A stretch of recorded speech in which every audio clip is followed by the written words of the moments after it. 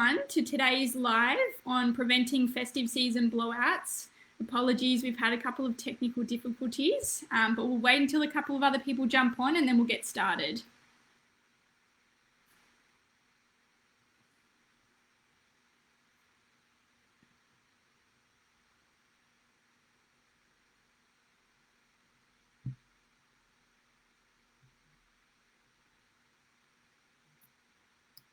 All right, I think we're all set up and ready to go. So welcome everyone. My name's Liz and I'm the Soaring Health Dietitian here. So I'll be discussing today a little bit about preventing festive season blowouts and also giving you a bit of advice during the festive season around your eating as well. I would encourage as well during this live to ask questions along the way and I'll address them at the end. So please feel free to leave them in the boxes below. So first things first, we're coming out of lockdown, we're coming out of what's been a pretty crazy year for us all. So what we want to do is make sure that we are sort of coming into reality and normality, slowly making sure we're not overeating and doing all of those things that we may do when we get excited, when we've finally been able to leave our house. I know that a lot of people are now jumping back out into work, into eating out, into exercising and those types of things, which is really, really exciting. But I've got a couple of tips that can help you tonight in terms of doing those things responsibly as well. So the first things first, I wanted to go through eating out. So a lot of restaurants are already packing in and, already booked out because people are wanting to sort of get in and, return to some form of normality. So what we want to do, I've got a couple of tips here. The first tip is to order some vegetables or a salad as a side when we're going out, because a lot of the food that we do order doesn't usually have vegetables with the meal, or if it does, it's usually not as substantial as what we would usually recommend. Most of the time we'll be getting a big plate of either pasta with some chips, or we might get a chicken, which is quite big, with some chips and salad as well. So we just want to make sure we've got an extra side. The other tip is to drink a glass of water before we have our main meal. And this is really good to prevent overeating and also keeping our hunger and appetite levels at bay, so that when we finally do receive our main meal, that we're not ravenous and sort of, going in and eating it all at once. And we find that's quite an effective technique as well.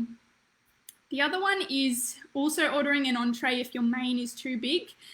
So a lot of people, may be used to the fact of eating at home, which is definitely probably a smaller size than what we get when we go into a pub or a restaurant. So it is okay to order an entree. So just be aware of that as well. Don't feel like you're underdoing it if you're ordering an entree. Or the other option could be halving your main meal with a friend or with a partner, and you'll still receive that lovely taste of whatever you wanted, but just in a smaller amount. And usually we find that's a fairly good size. You could also order another side alongside that if you really wanted some extra food, but it is such a good sort of balance between having sort of a big main meal. You can still sort of enjoy what you're having as well. The other one is having grilled food over fried food. I think we all know by now that fried food has a lot of saturated fats and oils as well. So choosing something that's grilled over fried would always be preferred. Also, the other tips that I wanted to mention was more in terms of the festive season. So it's important to realize that we have had a tough year this year. We don't want to be too hard on ourselves at the same time, but I think going into the festive season with a couple of smart tips and tricks would be a really good way to set up our festive season and our new year as well. So the first one is eating in moderation. Don't feel like you need to overeat. I think the festive season always brings about such happiness and joy, but also some people might feel like they have to overeat on Christmas Day or at a social event, and that's not the case at all. We would always say try and go by your hunger levels and try not to sort of overeat if you don't have to. The other one as well is if we're eating all day, we also want to make sure we're spacing our meals across the day. So, if we're having a big meal at breakfast, big meal at lunch, big meal at dinner, we might not even get to dinner and actually have an appetite. So smartly space those meals across the day, just so that we get enough appetite for the whole entire day, instead of sort of filling up early and not being, left with much afterwards. Or you might actually feel sluggish because you've had so much food in the morning and left not enough for the evening as well. Another one with glass of water. Interestingly enough, as I mentioned before, the glass of water is really good to control appetite levels, but also a glass of water can help you in between alcoholic drinks to maintain your hydration levels. So it's always good to make sure we're hydrating whilst we are consuming alcohol, if that's what we do, just because it is, it can be such a long day. The heat as well can also make us more dehydrated. And also avoiding the analogy of eating all day and saving up calories to drink later that day. Unfortunately, it's not as simple as that. Also, some alcoholic beverages do actually increase your desire for cravings of high fat, higher sugar foods as well. So just be careful and wary of that.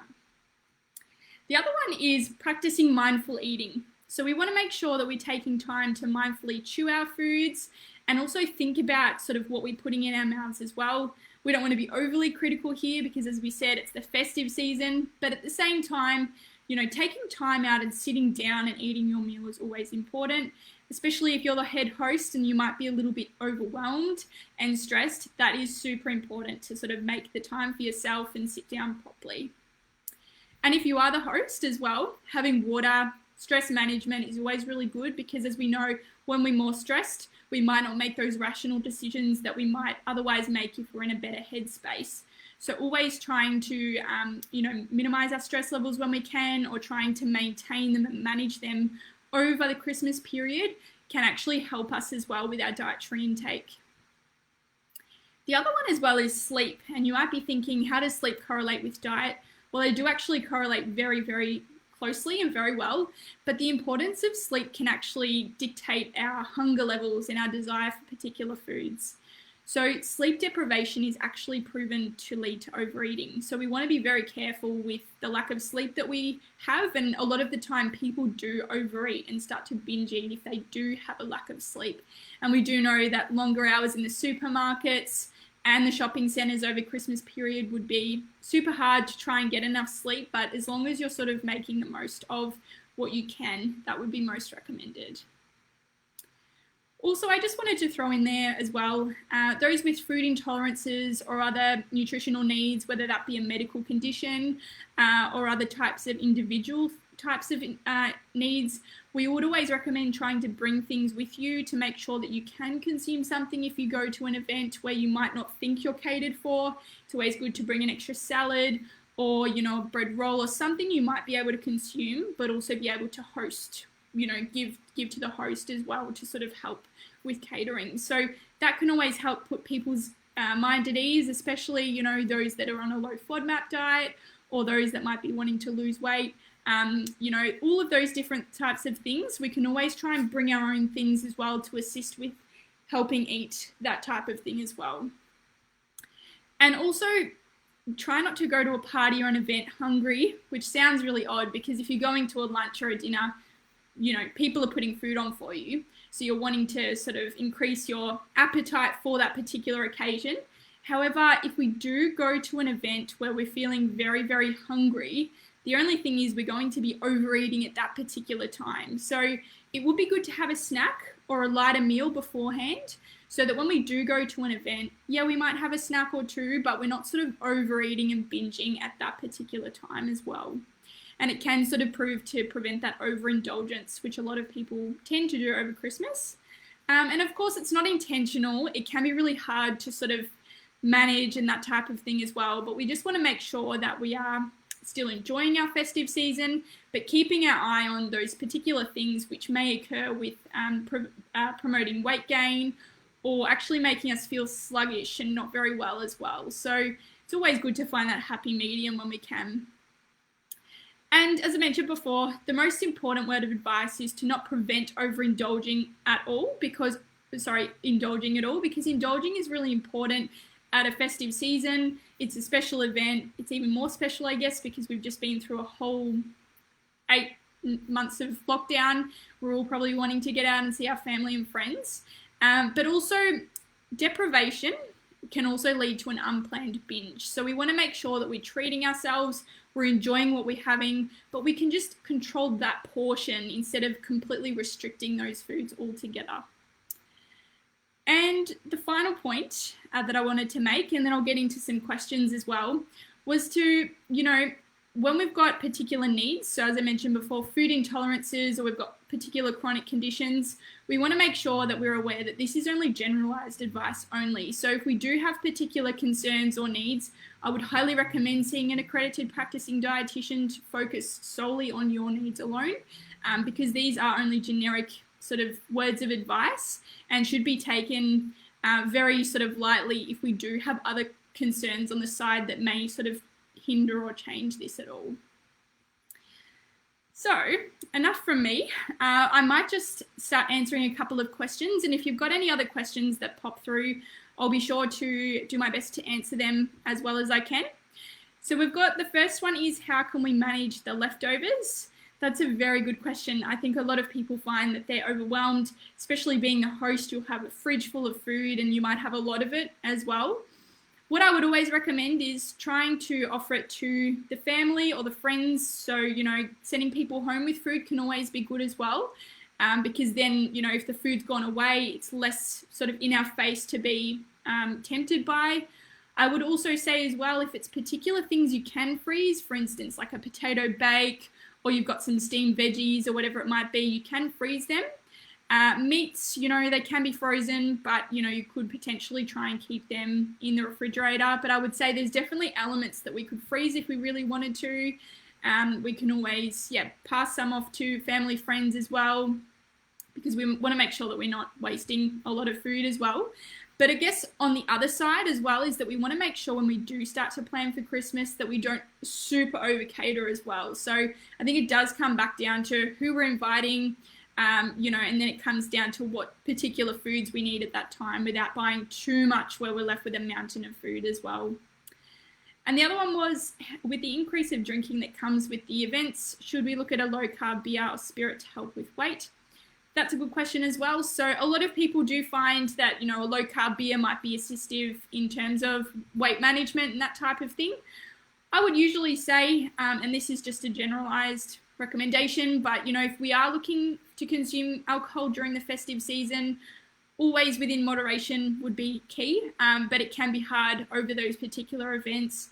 I would say it's not so much, you know, low carb beers that would be something that we would recommend. It would be looking at the whole picture as well. So if we can try and look at our whole diet and try and decrease the carbohydrate containing foods on our plate, then there would be no issue with having a regular beer.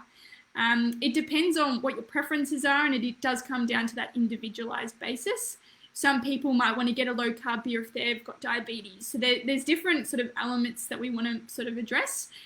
With diabetes comes, you know, lower carb can also assist, but we just want to make sure we're taking the whole picture in regard as well. So there's no point having a low carb beer if we're going to absolutely indulge in carbs on the plate. So I guess just taking the whole thing into consideration would be my best recommendation. And there was another one which said, how did Nav get Employee of the Month? He's a good guy, so he deserved it. I'm not sure how much relevance that had to the live, but good on you, Nav. I think we'll leave it there for today. Hopefully this has helped you with some sort of tips and things with the festive season coming up. And most of all, we really hope you enjoy this festive season and make the most of it. We've all deserved a very big year, or a world of celebration with our family and friends this year. And hopefully next year is a little bit better. So take care, everyone, and thank you so much.